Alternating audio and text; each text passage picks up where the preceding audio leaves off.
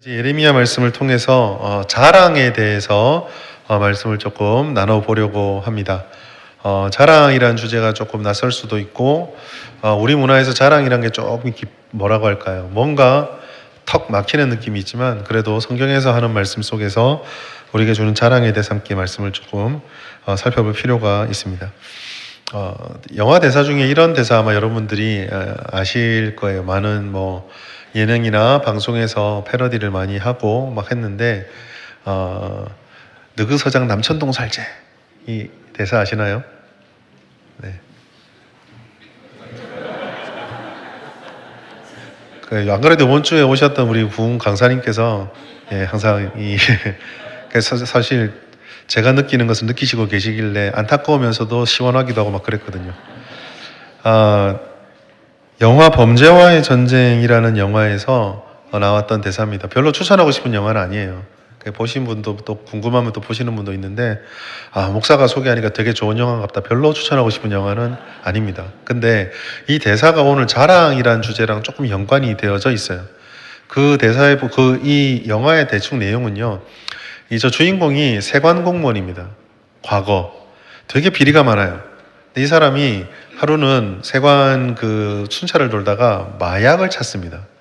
정상적이면 이걸 신고를 해야 되는데 팔아야 되겠다는 생각으로 우연찮게 자기의 굉장히 먼 친척인지도 모르고 만났는데 굉장히 먼 친척인 건달을 만나서 이 건달하고 둘이 짝짝꿍 하면서 성공도 하다가 갈등도 일으키다가 몰락도 하다가 다시 일어나는 이런 이야기들을 그린 영화예요. 이 주인공이 아무래도 나쁜 짓 하니까 경찰에 잡혀가겠죠. 경찰에 잡혀갔을 때 조사를 받는데 수갑차고 했던 대사가 이 대사입니다. 똑바로 앉아! 라고 빡 지르는데 너희 서장 남천동 살지? 내가 너 서장이라고 하지? 어이? 밥도 먹고 어이? 사우나도 어이? 다 했어! 하는 이거거든요. 근데 여러분 이 대사를 곰곰이 보면 무슨 뜻일까요? 나는 밥도 먹었어요. 사우나도 했어요. 이 얘기일까요? 너나 건드리면 큰일 나 이 얘기거든요. 나는 자랑하는 인맥이 있다. 너희가 함부로 건드리지 못할 인맥이 있다. 이게 이제 이 사람이 하는 얘기예요. 저 영화 장면 중에 또 어떤 장면이 있냐면요. 식사를 하는 장면에서 좀 상황이 안 좋아지는데 자기는 아무도 못 건드린다면서 이 사람이 자랑하는 게 항상 옷 안주머니에 수첩을 하나 들고 다닙니다. 그 수첩이 뭐냐면 지금까지 자기가 술 사 먹이고 돈 찔러 넣었던 사람들의 전화번호예요. 이거를 흔들면서 나는 아무도 못 건드려 라고 하며 이게 10억짜리 수첩이다 하는 장면이 있어요. 이 사람에게 자랑이 뭐였을까요? 인맥입니다. 인맥. 이 사람은 이 인맥만을 자기의 자랑으로 삼았습니다. 그 인맥을 뒤에 업고 자신은 부를 얻었고 권력을 얻었고 사람들을 쥐어락펴락할 수 있는 사람이 되었던 거죠. 우리는 당연히 이와 같은 사람을 바라보면서 비판합니다. 비난해요.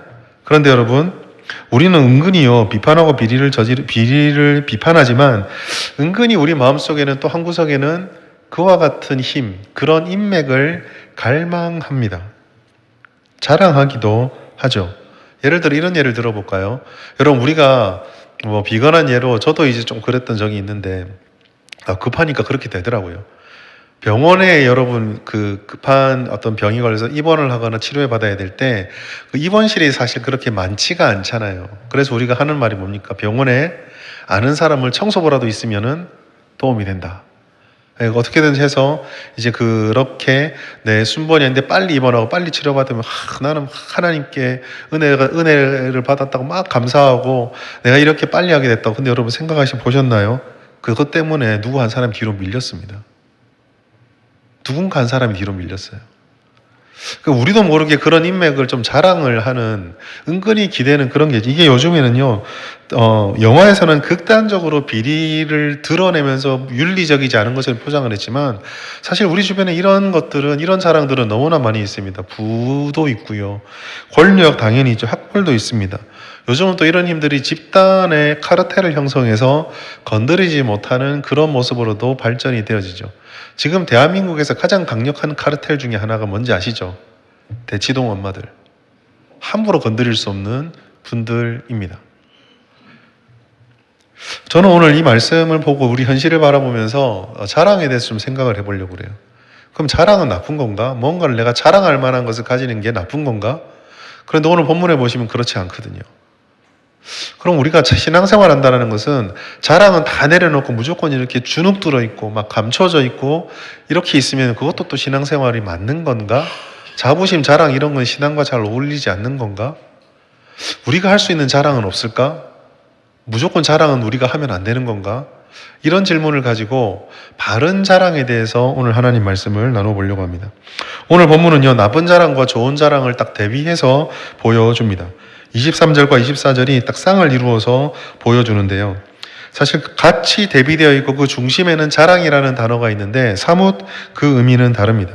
성경은 자랑해야 할 수 있는 것이 있고 자랑해서는 안 되는 것이 있다라고 말씀을 하고 있어요. 사실 이 자랑이라는 것은 사람의 당연한 본성적인 반응입니다. 내게 어떤 좋은 일이 생기거나 내게 어떤 다른 이들과 비교해서 남들이 가지지 못한 것들을 가지거나 하여간 무엇인가 좋은 일이 생기면 사람들은 은근히 그것을 자랑하죠. 충만함이 차오릅니다. 우리도 모르게 우리 또 한국 문화가 좀 그러니까 대놓고는 자랑을 못해도 어떻습니까? 좋은 가방을 들고 오면 자기도 모르게 오른쪽 각도가 달라지죠. 가방을 맨 각도가 달라집니다. 좋은 옷을 입으면 괜히 한번 털어봅니다. 뭡니까? 알아봐 줬으면. 자랑의 마음이죠. 이게 비난하는 게 아니라 이게 사람의 자연스러운 모습이라는 거예요. 그런데도 우리가 불구하고 이 자랑이라는 얘기를 들으면 우와 하는 것보다는 멈칫하는 이유는 이 자랑으로 인해서 벌어지는 여러 가지 안 좋은 것들을 우리가 알기 때문입니다. 때로는 과시하게 되고 때로는 다른 이들을 은근히 홀대하게 되고 무시할 때도 있고 차별할 때도 있고 또 이런 것들이 내 안에 들어왔을 때 교만으로 발전하기도 하고 오만한 모습으로 드러날 수도 있고 또 그렇게 보여지는 것을 두려워하기 때문에 우리는 사실 이 자랑을 좀 금기시한다기보다는 뭔가 좀 찝찝한 게 있어요. 그럼에도 불구하고 우리 안에 이런 자랑의 본능이 있다는 것은 부정할 수는 없습니다. 그런데 오늘 본문에서 강조하는 것은 이런 우리의 본능을 막 정죄하고자 하는 게 아닙니다. 감정의 상태와 상관없이 이 외적으로 드러나는 행동들, 자랑한다고 할 때 이 정도의 문제가 아니라 다른 한 가지를 좀 주목해 볼 필요가 있다라는 거예요. 그래서 본문을 좀 우리가 살펴볼 필요가 있는데요. 오늘 본문 23절부터 24절은 자랑의 내용이 나타나는데 사실 예레미야서의 1장부터 쭉 이어지는 맥락은요. 자랑을 핵심으로 하는 것이 아닙니다. 1절부터 계속되어지는 맥락의 핵심은 유대인들이 하나님의 길을 벗어난 것에 대한 책망입니다. 주님이 주시는 그 은혜의 길을 벗어났기 때문에 너희가 무엇을 잘못했는지를 알려주며 그 잘못한 것이 너희들을 어떤 상태에 지금 만들었고 그 영적 상태에 대해서 하나님이 어떠한 마음을 가지고 있고 어떠한 일을 행할 것이다. 징계와 책망이었죠. 이 이야기를 쭉 하고 있는 중이거든요. 그 중에 갑자기 자랑의 이야기가 나옵니다. 즉 맥락을 놓고 살펴봤을 때 여기서는요 단지 우리 본능이 드러나는 자랑하냐 하지 않느냐는 행동의 문제가 아니라 이 자랑이란 것을 통해서 유대인들에게서 발견할 수 있는 영적인 상태가 있다는 거예요. 그것을 우리가 보아야 되는데요. 하나님께서는요 이 자랑이 인간의 본능이기 때문에 하지 마라 무조건 안 되라고 말하는 건 아니지만 사람이 해야 하는 자랑과 하지 말아야 될 자랑이 있다고 말씀하셨어요. 저는 이것을 나쁜 자랑이 있고 좋은 자랑이 있다라고 좀 쉽게 설명을 드리고 싶습니다. 나쁜 자랑이 뭔가? 23절 우리 다시 한번 같이 읽어볼까요? 시작. 여호와께서 이와 같이 말씀하시되 지혜로운 자는 그의 지혜를 사랑하지 말라. 용사는 그의 용맹을 사랑하지 말라. 부자는 그의 구함을 사랑하지 말라. 예, 우리가 이 말씀 보시면은요 뒤에 하지 마라는 행동이 있습니다. 그래서 저 23절 말씀을 보시면 하지 마라라는 것을 딱 가지고 뭘 하지 말아야 되지? 라고 생각을 하기 때문에 앞에 있는 지혜, 용맹, 부에 우리 눈이 딱 고정이 돼요. 지혜를 자랑하면 안 되는구나. 용맹함을 자랑하면 안 되는구나. 부자 되었다고 부를 자랑하면 안 되는구나. 이렇게 생각을 합니다. 근데 여러분, 지혜와 용맹, 부가 나쁜 겁니까? 하나님께서 잠언에서 계속 강조하는 게 뭐예요? 너희가 무엇을 구하라? 지혜를 구하라죠. 많은 믿음의 선배들이 기도하면서 하나님 앞에 섰을 때 항상 구한 게 뭡니까? 용맹, 담대함을 주시옵소서 잖아요. 하나님께서 민수기 말씀을 통해서도 그렇고 성경의 수많은 말씀들을 통해 하나님이 주시는 복 중에 분명히 부가 있다고 하셨어요? 없다고 하셨어요? 있다고 하셨거든요. 자, 지혜와 용맹과 부를 자랑하지 마라. 이것이 문제가 아닙니다. 그럼 도대체 뭐가 문제일까? 디모데전서 4장 4절도 분명히 말하죠. 감사함으로 받으면 버릴 것이 없다. 하나님이 지은 모든 것은 감사함으로 받으면 버릴 것이 없다고 되어 있어요. 그러면 이 본문에서 강조하는 것은 지혜와 용맹과 부가 아닙니다. 지혜롭기 때문에 버려야 되는 게 아니고 부를 버리라는 것도 아니고 용맹을 버리라는 것도 아닐 거예요. 그럼에도 불구하고 23절을 읽어보면 분명히 지혜와 부와 용맹이 좀 안 좋은 의미예요. 부정적 의미인 것은 확실합니다. 왜 그럴까요? 그것은 방점이 다르기 때문입니다. 23절의 방점은요, 지혜와 용맹과 부에 있지 않아요. 23절의 핵심은요, 그의라는 단어에 있습니다. 하나님의 지혜가 아니었어요. 그의 지혜예요. 하나님의 용맹이 아니라 그의 자랑이에요. 하나님의 부함이 아니라 그의 부함입니다. 여기에 핵심이 있는 거예요. 즉 23절에서 말씀하시는 잘못된 자랑, 나쁜 자랑의 핵심은 종류에 있는 것이 아니라 사람의 중심, 그 중심이 하나님이 아니라 그 자신에게로 기울어져 있는 것, 이것이 문제였던 것입니다. 이것은요 24절을 통해서도 더욱 선명해져요. 같은 자랑인데 좋은 자랑이 있습니다. 보시면 나를 아는 것과 사랑과 정의와 공의를 땅에 행하는 자인 줄을 깨닫는 것, 이거를 자랑하는 것을 하나님이 기뻐한대요. 핵심이 무엇입니까? 여기서 나가 누굴까요? 하나님이죠. 그러니까 하나님을 알고 하나님의 속성, 사랑과 정의와 공의는요 하나님의 속성의 일부입니다. 보통 저런 문법의 방법을요 일부를 가지고 전부를 상징할 때 흔히 저런 방법을 쓰거든요. 즉 여기서 사랑과 정의와 공의를 행하는 자다. 그럼 우리가 저걸 바라보면서 사랑, 정의, 공의만 하면 되구나, 저것만 붙잡으면 되구나. 그게 아니라 하나님이 이 땅에 주도권을 가지고 행하시는 분임을 아는 것, 즉 하나님을 아는 것을 자랑하는 것이 우리가 해도 되는 좋은 자랑이다라고 말씀하는 거예요. 결국 이 23절과 24절의 핵심은요, 무엇을 자랑하지 말고 무엇을에 있는 것이 아니라 그 중심에, 자랑을 하는 사람의 중심에 무엇이 있는가에 따라서, 어디로 기울어져 있는가에 따라서 그게 좋은 자랑이 되기도 하고 나쁜 자랑이 될 수 있다는 거예요. 여러분, 이것은요 신앙적인 것에 적용해도 마찬가지입니다. 교회에서 우리가 일어나는 모든 일들, 신앙에 대한 이야기를 한다고 해서 그게 다 좋은 자랑이 되는 게 아니에요. 중심이 어디에 있는가에 따라서 때로는 종교적으로 문제없이 보이는 것도 하나님 보시기에는 알맞지 않고 자랑해서는 안 된 것도 있는 거죠. 나쁜 자랑은 중심이 자기에게 있습니다. 세상으로 기울어져 있는 자기예요. 예레미야서 맥락에서 보자면은요, 자신들에게 여호와의 율법과 지혜가 있다, 우리가 하나님의 율법을 받은 선민이다라고 말하는 그 기준은 있는데 실제로 그걸 자랑하고 있는데 그걸 붙잡고 있는 유대인들의 마음이 어떻습니까? 그들의 마음은 율법만 가지고 있을 뿐 그 율법의 주인이신 하나님으로 기울어져 있잖아요. 율법을 가지고 우상 숭배를 하잖아요. 하나님의 백성이라고 말하면서 바알과 아세라를 섬기잖아요. 하나님이 우리를 도우신다고 말하면서 무슨 일만 터지면 바벨론으로 쫓아갔다가 애굽으로 쫓아갔다가 암몬과 동맹 맺었다가 그렇게 하잖아요. 하나님의 백성이라고 말하면서 세상과 같은 세속적인 지식, 자기 자신에게 기울어진 경향성, 우상 숭배를 추구하는 그런 인간적인 힘과 부를 탐닉할 때 도구가 되어야 되는 것들이 목적이 되어버릴 때 하나님이 그것은 자랑해서는 안 된다라고 말씀을 하는 거예요. 26절에서는요 이 문제를 분명히 말합니다. 중심의 문제를. 26절의 핵심이 무엇입니까? 마음의 할례를 받지 못했다라는 저 선언이거든요. 할례는요 구약 유대인들에게는 중요한 구원의 표시입니다. 할례를 받은 사람들은 하나님의 백성이기 때문에 그들의 사고방식으로서는 모든 안 좋은 것과 모든 악한 것들과 모든 징벌과 징계를 피해가야만 해요. 하나님의 백성이어야만 합니다. 그런데 그것만 찰떡같이 믿고 있는 이들에게 하나님께서 뭐라고 말씀하세요? 마음의 할례 받지 못해요. 그래서 25절은 뭐라고 말합니까? 할례 받은 자와 할례 받지 않은 모든 자를 내가 벌할 거야.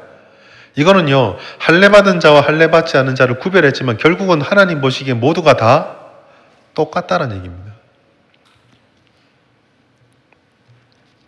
겉으로는 백성처럼 보입니다. 그러나 그들은 하나님이 아니라 자기 자신에게, 세상의 자랑에게, 누구나 좋아하는 것들에게 기울어져 있었어요. 나쁜 자랑과 좋은 자랑의 근본적인 문제, 그 판별은요, 내가 중심에 무엇을 가지고 있고 무엇을 사랑하는가로 판별할 수 있는 거죠. 결국 하나님께서 이걸 통해서 우리에게 말씀하시는 것은 나쁜 자랑을 경계해야 하는 것, 즉 경계해야 될 것이 있는데 이게 나쁜 자랑이 되지 않도록 우리 자신을 경계해야 한다라는 것입니다. 지혜와 용맹, 부 이런 것들은 형태를 바꾼 채 지금도 사람들이 좋아하는 것이죠. 지혜는 마찬가지 처세와 같은 걸로 좀 바꿔서 사용해 볼까요? 용맹은 어떻습니까? 우리는 지금도 소심하거나 남에게 끌려가기보다는 끌고 가길 바라고 남들의 말에 휘둘리기보다는 내가 남들을 휘두르고 싶은 그런 용맹함에 대한 동경들을 가지고 있습니다. 이 용맹에 대한 동경이 사실은 권력욕이라든지 자리에 대한 어떤 집착이라든지 이런 출세에 대한 욕심이란 이런 것과 좀 결부가 되어지죠. 부는 뭐 더 말할 것도 없죠. 오늘날 우리가 살아가는 이 세상이 부를 얼마나 추구합니까? 2021년도에요. 퓨류 리서치 센터라는 미국의 기관에서 17개 나라의 19,000명의 사람들에게, 성인에게 질문을 했어요. 당신의 삶을 의미 있고 만족스럽게 만드는 것은 무엇입니까? 이 질문에 대해서요. 14개 나라가 가족이라고 대답했습니다. 1위가요. 그 다음에 1개의 나라가 건강이라고 말했고 1개의 나라가 사회와 공동체가 내 삶의 목적이다 말했습니다. 그런데 1개의 나라가 당당하게 돈이라고 말했어요. 어딜까요? 우리나라입니다. 우리나라만 돈이라고 딱 얘기했어요. 사실 이게 많은 사람들에게 알려져 있어서 우리나라 역시 우리나라 안 돼. 여러분 우리나라가 안 되는 게 아니라 이게 2위까지 펼쳐보면은요. 사실 여기에 있는 19개국 중에 17개 중에 거의 다가 2위 안에는 돈이 다 들어가 있어요. 경제력이 다 들어가 있죠. 사실 우리나라가 비난받는 거는 가족이나 건강이나 사회 및 공동체를 뽑았던 비율이 우리나라가 압도적으로 낮기 때문에 그래요. 어쨌든 핵심 가치가 물질이죠. 그래서 이러한 것들은요, 자신에게 기울어져 있는 세상 가치관을 그대로 보여줍니다. 물질을 통해서 만족을 누리는 거죠. 유대인들에게 하나님이 지적하신 게 바로 이 만족에 대한 문제입니다. 그들이 거룩하지 않다라는 거예요. 세상의 이 흐름들과 가치관들과 도무지 거룩하지 않다라는 겁니다. 지혜에 대한 것도 그렇고 용맹, 권세, 권력, 그 다음에 이런 자리, 이런 직분, 이런 것들에 대해서도 세상과 다르지 않다라는 거고, 부에 대해서는 더 마찬가지고요. 여러분, 세상의 종교와 우상의 핵심을 우리는 기억해야 됩니다. 세상의 종교와 우상의 핵심은요, 경배와 경외가 아니에요. 자신들의 만족에 있습니다. 가장 원시적인 신앙의 형태인 자연의 신을 생각해 보십시오. 왜 그들이 태양의 신, 바다의 신, 천둥의 신을 만들었을까요? 태양의 그 뜨거움을 자기가 컨트롤이 안 되는 거예요. 바다의 그 울렁거림과 갑자기 몰아닥치는 폭풍과 자기가 컨트롤이 안 되는 거예요. 천둥의 그 압도적인 소리와 변기의 그 빛이 자기가 컨트롤이 안 되는 거예요. 두려운 거예요. 왜 신을 만들었을까요? 숭배하기 위해서? 아니요. 나의 안전을 위해서입니다. 바알과 아세라 마찬가지죠. 풍요와 번영의 신을 왜 만들어서 숭배합니까? 나 부자 되고 싶으니까요. 나 번영하고 싶으니까요. 바알과 아세라를 통해서 당신이 부유해지기 바랍니다. 아닙니다. 나예요, 나. 우리나라예요. 그런데 반해서 하나님께서는 하나님의 택하심의 보호, 그리고 하나님이 함께 하심이 이스라엘의 구별된 존재, 너희들의 목적이다라는 것을 알려주기 원하셨어요. 그래서 하나님께서는 세상을 따라가는 것이 아니라 세상 속에서 거룩할 것을 말씀한 것입니다. 구별될 것을. 이게 레위기 19장 2절이죠. 너희는 거룩하라. 여호와 너희 하나님이 거룩함이니라. 이 거룩함을 위해서 하나님께서 경계한 것이 있습니다. 그것은 너희가 구원을 받고 난 뒤 하나님 백성이 되고 난 뒤에 다시 옛날로 돌아가서는 안 된다라는 거예요. 신명기 17장 16절 말씀 우리 같이 한번 읽어볼까요? 시작. 그는 병마를 많이 두지 말 것이요 병마를 많이 얻으려고 그 백성을 애굽으로 돌아가게 하지 말 것이니 이는 여호와께서 너에게 이르시기를 너희가 이후에는 그 길로 다시 돌아가지 말 것이라 하셨음이며. 네. 애굽으로 돌아가지 말라는 거죠. 병마를 위해서 돌아가지 말라는 것입니다. 여러분, 우리가 출애굽을요 좀 그림으로 그려볼 필요가 있어요. 우리가 출애굽의 첫 걸음을 생각하면은요 항상 10가지 재앙을 통하는 엄청난 그 이적과 하나님께서 구름 기둥과 불 기둥으로 앞을 막으시고 홍해를 건너주셨던 영광스러움을 상상합니다. 여러분, 근데 그거 그림으로 한번 그려보셨나요? 그림으로 한번 잘 그려보십시오. 지금 앞에요 바다가 가로막고 있어요. 바다 색깔이요 우리가 휴가 가서 보는, 좋은 데 가서 보는 에메랄드빛 바다가 아닙니다. 완전히 시커먼 바다예요. 그 바다 위에서 백성들 200만 명이 바닷가에서 서서 그거 건너게 해달라고 막 서 있습니다. 그런데 여러분요, 모여있는 200만 명이요 거짓대예요.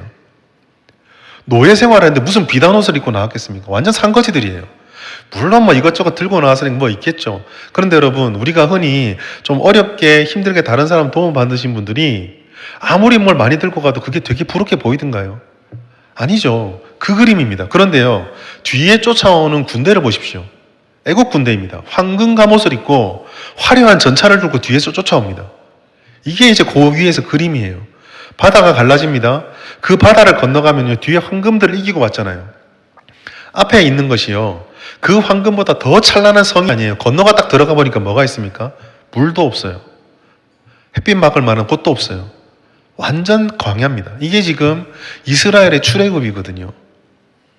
그들을 향해서 하나님 말씀합니다. 돌아가지 마라. 뒤로 가지 마라. 아니, 앞에 뭘 좀 보여주고 가지 마라고 하든지, 앞에 가니까 아무것도 없는데 뒤로 가지 말라는 거예요. 여러분, 이게 저는 유대인들에게 지독한 영적인 트라우마, 컴플렉스로 남았을 거라고 생각합니다. 믿음이 없으면은요, 끊임없이 내 눈앞에 펼쳐져 있는 광야밖에 안 보이는 거예요.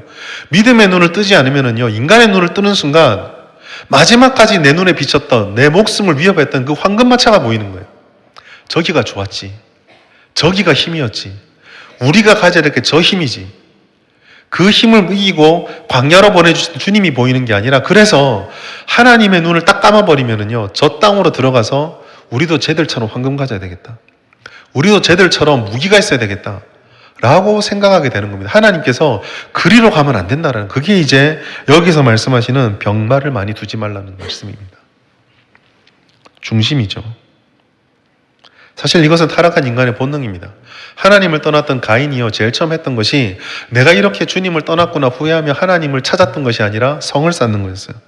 창세기 4장 17절, 가인이 성을 쌓고 그의 아들의 이름으로 성을 이름하여 에녹이라니라.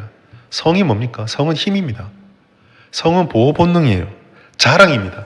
누가 더 높은 성을 쌓느냐가 그 사람의 권력을 보여주는 자랑인 거죠. 높은 위엄을 갖추고 그 안에서 하나님과 대적할 만한 힘, 그것을 가지려고 했던 것이 타락한 인류의 본성이었어요. 그런데 여러분, 이 창세기 4장의 끝자락에는요, 이러한 사람들과 전혀 다른 한 부류의 사람을 보여줍니다. 누구입니까? 믿음의 자손, 계보, 셋의 계보. 그들이 어떻게 끝나죠? 성을 쌓으면서 끝났던 가인의 계보와 달리 셋의 계보는 뭐라고 말하면 끝나냐면, 그들이 여호와의 이름을 불렀더라 라고 하면서 끝이 납니다. 여러분, 핵심은요, 지혜와 용명과 부에 있지 않습니다. 하나님의 아닌 이런 것들을 선택하고 그것을 우리의 자랑으로 삼았을 때 하나님께서 기뻐하지 않는다는 거예요. 하나님이 우리에게 복 주시려고 지혜도 주시고 용맹도 주시고 부도 주시고 가족을 주시고 여건들을 주셨는데, 그것들을 가지고 하나님께 영광 돌리는 것이 아니라 나의로 돌려버리는 순간 하나님이 그걸 기뻐하지 않고, 성경의 창세기 6장대로 말씀하자면 내가 너희로 후회하노라 라고 하시는 거예요. 오늘 우리에게 필요한 것은요, 우리의 본질이 어디로 기울어져 있는가를 보는 것입니다. 그것이 오늘 우리에게 주시는 하나님을 향한 기울어진 중심을 가져야 된다라고 하는 24절의 말씀으로 이어지는 거죠. 명철과 지혜를 잘 보셔야 됩니다. 23절에 보면 똑같은 말 같은 게 있어요. 지혜를 말하고 24절에 보시면 아는 것을 말해요. 비슷하잖아요. 그런데 24절에서는 아는 것, 즉 히브리 말로 야다라는 말로 사용을 했습니다. 여러분, 야다는요, 그냥 공부 열심히 하거나 머리에 새겨지는 지식이 아니에요. 야다는 인격적인 관계를 통해서 깨닫게 되는 것입니다. 연애를 통해서 얘기를 하자면요, 그 왜 책으로 연애 배운 사람들 있잖아요. 그게 아니라 실제로 사귀어보고 실제로 인격 속에서 누군가를 사랑한다는 것을 깨닫는 것. 그래서 사랑이 때로는 예측도 벗어나고 우리 뜻대로 안 되고 옳다 그르다고 말해서도 답할 수 없는 뭔가 미묘한 것이 있다는 것을 체득적으로 아는 것. 그래서 어떻게 보면은요, 야다의 알미라는 것은 문장으로 적지 못한데 왜 그런 거 있죠? 말로 설명할 수 없는데 그거. 이런 게 포함되는 알미, 야다의 알미예요. 하나님께서는요, 이런 인격적인 관계를 통해서 하나님을 아는 것을 자랑하라라고 말씀합니다. 내가 이런 것을 가지고 있어. 내가 여기에 도달했어. 내가 이런 것을 이루었어.가 아니라 내가 하나님께 참 가까워. 나는 하나님을 너무 친해. 이런 것을 자랑하기를 원하신다라는 거예요. 결국 이것은요, 중심이 하나님으로 가득 차 있는 것입니다. 하나님이 사무엘을 통해서 사울에게 실망했던 게 그거거든요. 사무엘상 15장 22절에 보시면 우리에게 유명한 말씀, 순종이 제사보다 낫고 듣는 것이 순양보의 기름보다 낫다라는 말씀이 있습니다. 이 말씀의 핵심이 그거잖아요. 하나님께서 사울에게 기대했던 것은요, 놀라운 전리품이 아닙니다. 전쟁을 주님의 말씀대로 시작을 해서 주님의 뜻에 순종하여서 주님 뜻대로 행했습니다라고 자랑하길 바랬던 거거든요. 그러나 사울은 어땠습니까? 주님의 뜻대로 시작한 전쟁인데 전리품 바라보고 전리품을 취해서 전리품으로 끝나는 인생이 되어버렸습니다. 중심에 하나님이 없는 거죠. 인생의 폭풍우와 둔덕이 찾아올 때, 그럴 때마다 우리에게 필요한 것은 우리의 눈과 우리의 중심이 어디로 기울어져 있고 무엇을 자랑하는가입니다. 우리의 마음이 하나님께로 기울어져 있다면 우리는 어쩌면 폭풍우와 둔덕도 자랑할 수 있을지 몰라요. 그러나 우리의 마음이 하나님께로 기울어져 있지 않으면 탄탄대로의 인생을 걸어가면서도 우리는 끊임없이 또 무언가를 갈급해하고 또 무언가가 없는 것처럼 하나님이 기뻐하지 않는 자랑을 할 수도 있습니다. 베드로가 그렇거든요. 베드로 인생에서 가장 유명한 장면은 저는 파도가 치는 바다를 걸었던 장면이라고 생각해요. 예수님을 바라보았을 때 베드로는요, 바다를 걸었습니다. 그런데요, 물에 빠지게 되죠. 마태복음 14장 30절 같이 읽습니다. 시작. 바람을 보고 무서워 빠져가는지라 소리질러 이르되 주여 나를 구원하소서 하니. 솔직히 제가 오늘 말씀을 통해 부끄러운 고백을 하나 드리자면요, 저는 지금까지 저 말씀을 되게 설교를 많이 했는데 지금까지 요 직전에 마지막에 제가 언제 설교했는지 모르겠지만 마지막에 저 본문을 가지고 설교했을 때도 저 14장 30절의 첫 단어를 저는 파도라고 알고 있었습니다. 근데 여러분 뭐라고 돼 있어요? 바람이죠. 우리는요, 흔히 그렇게 설교 드렸을 거예요. 바람에 일렁이는 파도를 바라보면서 그 파도 보고 막 빠져갔다. 근데 여러분 성경은요, 정확합니다. 파도 말하지 않아요. 바람이에요. 근데 상상을 해봤을 때 어떤 걸까? 예수님을 바라보고 딱 가는데요, 파도가 치면서 여기는 머리카락가 여기 살짝 탁 친 거예요. 그것 때문에 겁나서 빠졌습니다. 잠깐의 눈이 주님으로부터 약간을 벗어나 바람을 바라보는 순간, 하나님을 자랑하지 못하는 삐뚤어짐으로 나아가는 순간, 겉으로는 하나님의 백성처럼 보였지만 그의 마음은 할례를 받았던 하나님의 은혜가 차 있는 것이 아니라 산드는 바람조차도 놓칠 수 없어라고 다 쳐다보고 있는 그 영혼의 상태가 하나님을 자랑하지 못하게 만들었던 거죠. 마음의 할례입니다. 우리 중심이 정말 하나님을 기뻐하는 것으로 채워져 있는가? 내가 정말 하나님만으로 자랑하고 있는가? 하나님께서는 오늘 말씀을 통해서요, 하나님이 기뻐하시는 자랑을 우리 보고 하라라고 말씀하십니다. 왜요? 하나님께서 그렇게 자랑하는 아들을, 그렇게 자랑하는 백성을, 하나님을 자랑하는 백성을 기뻐하시거든요. 찾으시거든요. 아빠, 내가 내 친구를 때려서 묵사발을 만들었어. 이런 자녀가 아니라 내 옆에, 우리 앞에 내 짝꿍이 힘들었는데 내가 도와줬어. 이렇게 아빠의 마음을 기쁘게 해주는 자랑을 하는 그 하나님의 자녀를 기다리고 계신 거예요.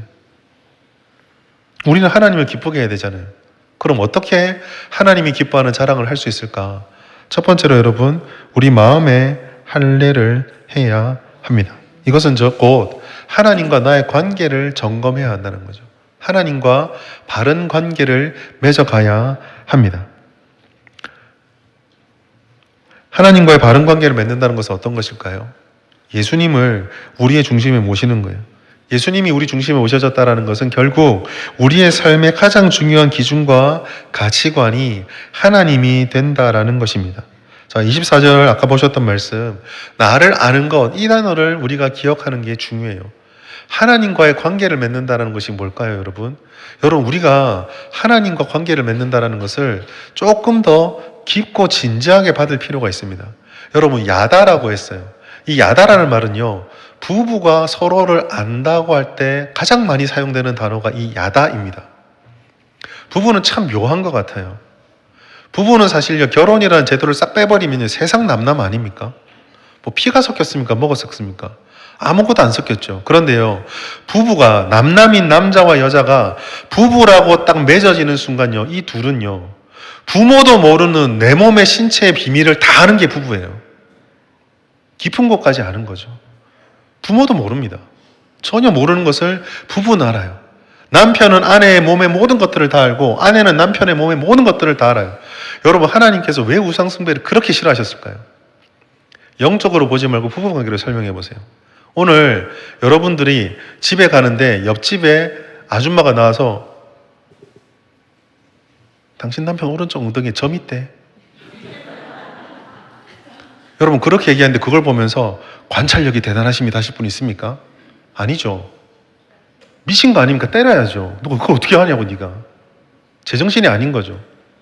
하나님이 왜 우상숭배 분노하실까요? 우리가 바람핀 거거든요. 너의 몸의 모든 것과 너의 모든 깊은 것은 나만 알아야 돼 라고 했는데 내가 다른 누군가에게 당신만 알아야 될 것을 보여준 거예요. 이게 우상숭배입니다. 하나님과의 관계가 깨졌다는 게 이거거든요. 반대로 그러면 하나님과의 관계가 바르다는 것은 무엇일까요? 주님밖에 없다라는 절대 관계가 맺혀져 있을 때 그게 하나님과의 관계가 바로 서 있다라는 것이에요. 그렇게 될 때 그 둘 사이는요, 누구도 알 수 없는 자랑과 기쁨이 넘칩니다. 다른 어떤 누구도 별로 좋아하지 않는 것들을 바라보면서도 자랑이 되는 거예요. 지금까지 국만 끓이면 소태로 끓이던 아내가 드디어 간을 맞췄다. 옆집에게는 아무 자랑이 안 되는 게 나에게는 너무 큰 기쁨이고 서로의 발전을 자랑하게 되는 거예요. 맨날 집에 와서 소파에 들어누워 있던 제 얘기 같은데 맨날 소파에 들어누웠던 인간이 갑자기 쓰레기를 들고 나간다. 이런 작은 변화들이 기쁨이 되는 거예요. 바른 관계가 맺어져 있을 때 하나님과의 관계 속에서 하나님만 누릴 수 있는 자랑을 할 수 있는 것.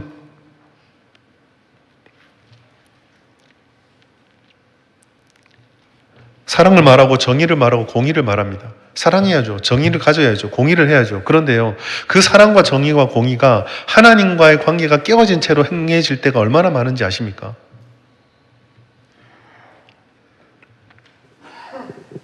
사실 오늘 여기서 사랑과 정의, 공의에 대해서 말씀을 나누면 이게 설교가 끝이 안 나서 이 부분은 다음에 한번 또 말씀을 드리겠습니다. 중요한 것은요, 하나님과의 관계 속에서 주님만 알 수 있는, 주님만으로 만족할 수 있는 그 신앙의 삶, 그 삶의 단계들과 삶의 모양들을 우리가 만들어가고 그런 작은 주님만 알 수 있는 그런 사랑의 관계 속에서 하나님만이 기뻐할 수 있는 나의 자랑들, 주님만으로 만족합니다 라는 고백들이 우리 가운데 깊어져야 된다는 거죠. 우리 안에 주님만이 자꾸 채워질 수 있도록 우리의 마음들을 살피고 돌아보아야 합니다.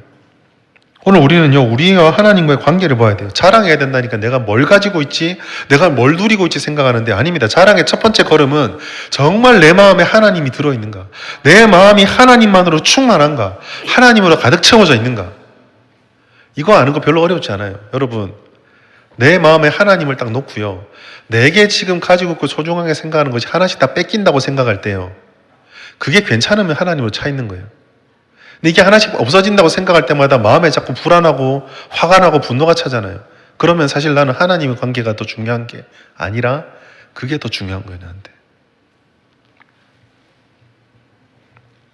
두 번째로, 이 하나님과 관계 속에서 우리가 마음에 가득 찼을 때 그 주님을 통해서 우리를 살피고 우리를 버리고 우리를 깨닫는 삶의 실천들을 통해서 하나님을 자랑할 수가 있습니다. 이것은 사도 바울이 갈라디아서 6장 14절에 십자가 외에는 결코 자랑할 것이 없다라는 그 말씀의 모습이에요. 근데 여러분, 십자가에 밖에 자랑할 것이 없다 말하고 나서요, 사도 바울이 재밌는 이야기를 합니다. 세상이 나를 대하여 십자가에 못 박히고 내가 또한 세상을 대하여 그러했다. 이거 세번역으로 보니까 더 좀 선명하더라고. 이렇게 돼 있어요. 내 쪽에서 보면 세상이 죽었고, 즉 나는 내 안에서 세상은 죽었다. 근데 이게 나만 죽었다고 얘기하는 게 아니라 세상도 보니까 제 안에는 우리랑 같은 게 없네? 우리 속에서 죽은 자가 되었네. 이걸 세상도 알더라는 거예요. 이게 우리 안에 나타날 때 그게 십자가를 내가 안에 모셨다는 얘기고 이게 이제 주님을 자랑할 때 굉장히 중요한 것이 돼요. 십자가만 자랑하는 우리 자랑이잖아요. 옛사람이 죽고 새 사람이 살아나는 것입니다. 여러분, 여기서 정말 중요한 원리가 있는데요. 지금 우리가 자랑에 대해서 얘기하잖아요. 하나님을 자랑한다는 말과 갈라디아서 6장 14절 말씀을 딱 결합시키면 뭐가 되냐면요. 하나님을 자랑한다는 말은 곧 자기가 죽는 겁니다. 자기가 죽지 않으면요. 하나님을 절대 자랑할 수가 없어요. 그렇다면 우리가 하나님을 자랑하려면 우리 안에 하나님을 자랑하는 데 방해가 되는 것들, 내가 하나님과의 바른 관계를 맺어야 되는데 그 관계 속에서 맞지 않는 것들을 살피고 살핀 것을 버리면서 우리의 삶에서 깨달아야 합니다. 내 안에 옛사람이 살아있지 않은지 말씀이 막힌 것을 뚫을 수 있도록 내 자신을 끊임없이 살펴보아야 하는 거죠. 살피면 알게 됩니다. 붙잡아야 될 것과 버려야 될 것들. 붙잡아야 될 것은 끝까지 붙잡고 버려야 될 것은 버려야 돼요. 그런데 제가 왜 깨달으라고 했을까요? 여러분, 살피면 알게 되잖아요. 알게 되는 것과 깨닫는 건 다른 겁니다.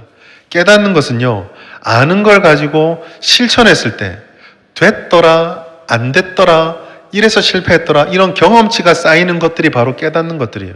오늘날 왜 우리 신앙에 힘이 없을까요? 다 아는 사람 많습니다. 살펴서 깨닫는 사람 많아요. 살펴서 그게 뭔지 아는 사람은 많아요.